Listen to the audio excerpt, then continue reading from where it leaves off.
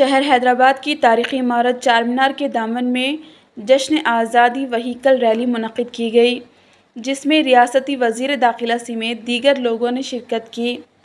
इस मौके पर वज़ीर दाखिला महमूद अली ने खिताब करते हुए कहा कि हिंदुस्तान को अंग्रेज़ों से आज़ादी दिलाने के लिए हिंदुस्तानियों ने अपने खून को पसीने की तरह बहाया।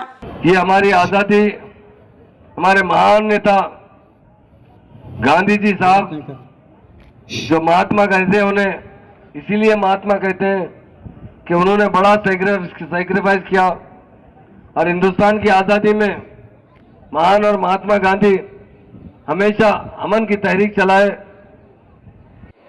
क्योंकि जो भी तहरीक होती है अमन से चलती है तो जरूर कामयाब होती है। अंग्रेजों ने हम पर बहुत जुल्म किया।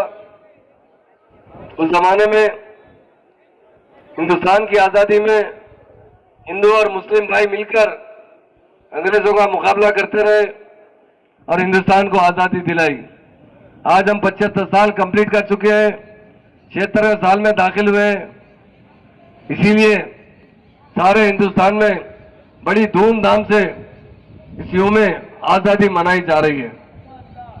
आज़ादी बड़ी कुर्बानियों के बाद मिली है और हमारा जो सपना है हिंदुस्तान को सारी दुनिया में हम नंबर 1 स्टेज पर लाना चाहते हैं।